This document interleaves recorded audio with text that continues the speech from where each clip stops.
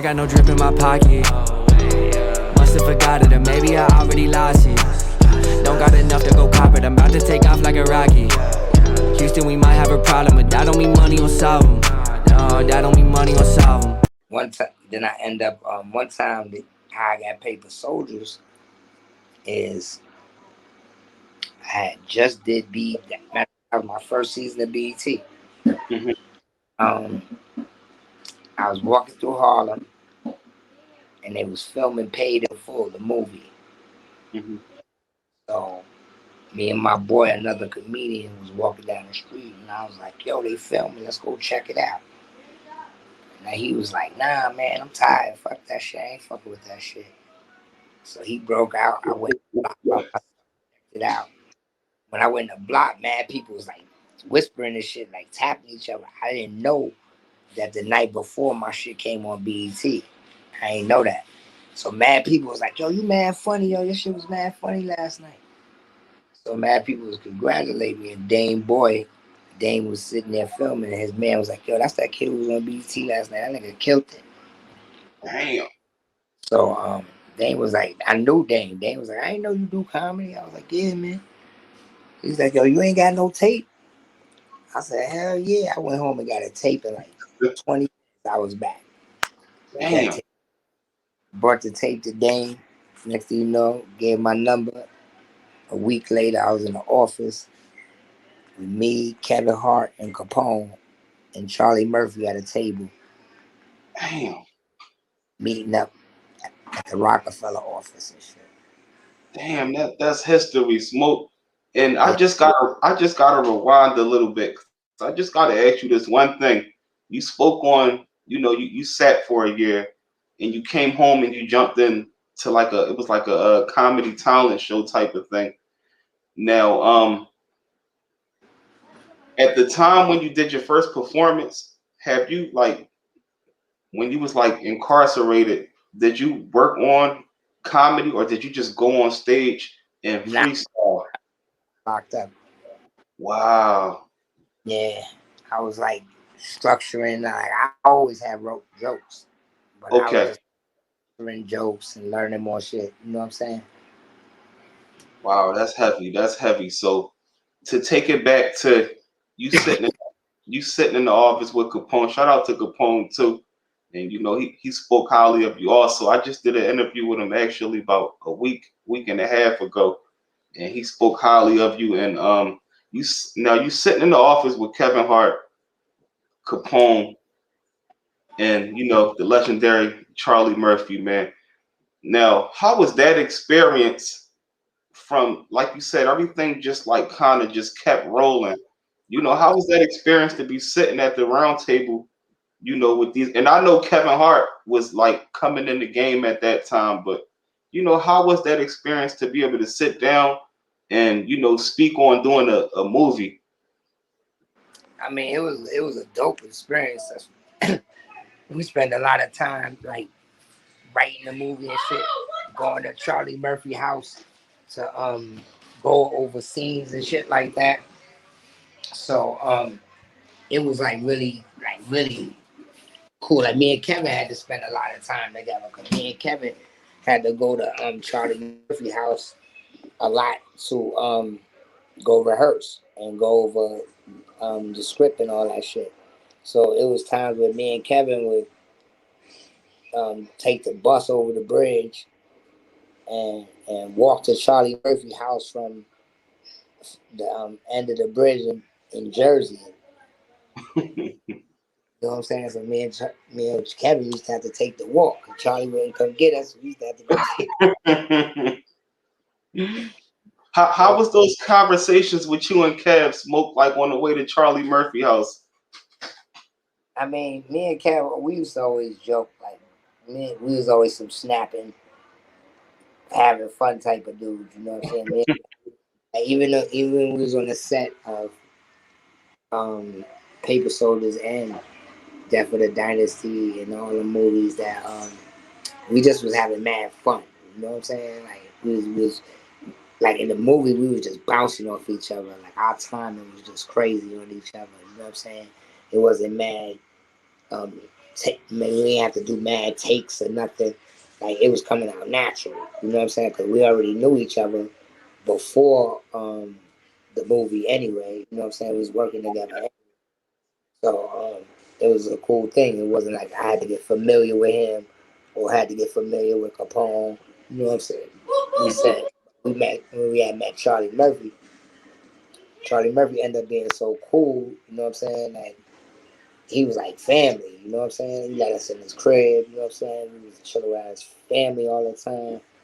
You know what I'm saying? So Charlie became like really like a family member to us. That's heavy, man. And you always spoke highly of Charlie Murphy. I gotta ask you this, Smoke. What's one of the things that Charlie Murphy gave you advice wise that stuck with you forever? Well, my first comedy album I did, Charlie gave me a hook because Charlie used to call me Smoketacular. He used to be like, Smoketacular. He used to call me Smoketacular all the time.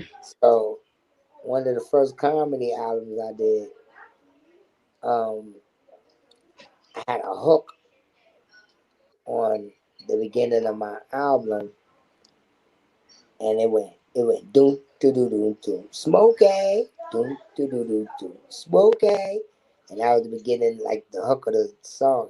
I mean, the song that came out. And Charlie Murphy had gave me that. He was like, "Yo, Smoke." He found it and like, "Yo, send this shit to me." Like, "Yo, Smoke, use this joint."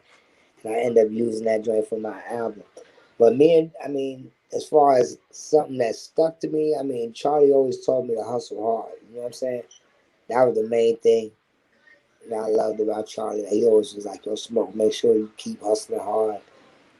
You know what I'm saying? Don't never let nobody stop you. Or, you know what I'm saying? Like, there's no timing with this shit. Right. You never know when it's gonna pop.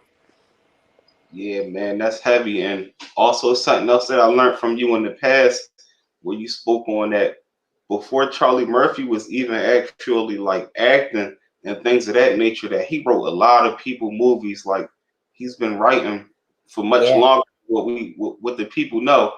yeah, Yeah, yeah. man, that's He wrote and had to do a lot with a lot of movies. Like, what's that joint with Raputia and all that joint with Eddie Murphy? What was that movie? Norbit. Nor- Norbit. Norbit. He wrote Paper Soldiers. Damn. Um, yeah, yeah. Charlie wrote a lot of stuff, man. Damn. I think he had something to do with Vampire in Brooklyn. Um, definitely had something to do with Vampire in Brooklyn. That's heavy, man. That's heavy. And And people didn't know that Charlie did another movie, but it never came out. It was called Twisted Cap. It never came out. He did this a while ago. I was in it. Me, Freeze Love, a couple of guys was in it. I think Donnell Rollins. There was a couple of guys in this one. And we also had did a sketch comedy show called Charlie Murphy Crash Comedy. He had his own sketch show before too. damn. Yeah, and it was me, Donnell Rollins, Jay Farrow for Saturday Night Live, Dawn B, um, Buckshot Shorty was on it. Um, who else? I forgot some of the other actors, but it was a nice crew. Damn, man, that's history right there, man. Definitely. Man, I also gotta ask you this, Smoke. In the past, I also heard you speak on like, if getting into the Paper Soldiers movie, that there was a point of time where you was like, I believe in the office downtown with Dame and everybody in there, and also Aaliyah was in there. I believe you said. Oh yeah, Leah used to stay in the office too. Like Wow. I used to stay having her laughing, like all between me and Kevin. Always kept her laughing. I ain't even gonna lie. She used to love being around us. I put my daughter on the phone with her One time my daughter was young. She was mad young. She thought I was lying. She didn't believe it was Aaliyah. She was like, "That ain't Aaliyah." Wow, that's legendary. It's me. Damn. So like at the time when y'all was shooting the movie, was she like behind the scenes and stuff like that, watching it? Yeah, yeah. Wow. Wow, that's legendary, man. That's crazy. Man, so I gotta ask you this, One Smoke. time, before you even get into that, one time Yeah. we did the Rockefeller versus Bad Boys softball game out in the Hamptons, and it was me, Aaliyah, Dane, Puffy. It was all the it was everybody. It was everybody was there. All the Bad Boys and all the Rockefeller was there, and we played a softball game out in Hamptons. And Puffy was pitching. He had a bottle of champagne on the pitcher's mound with him sipping it. And he almost got his head knocked the fuck off by a line drive. Damn. Damn, that's crazy, man. Puffy almost got his head tore off. That nigga ain't moved. That nigga would have had a fucking hole going straight through his head. Damn. Yeah, man, that's crazy, man. That's good times right there, man. Like that's good times. And you was around for a minute. Do you feel like comedy is being watered down now for the newer generation as far as like the Instagram comedians and things of that nature? Do you feel like it's watered down more?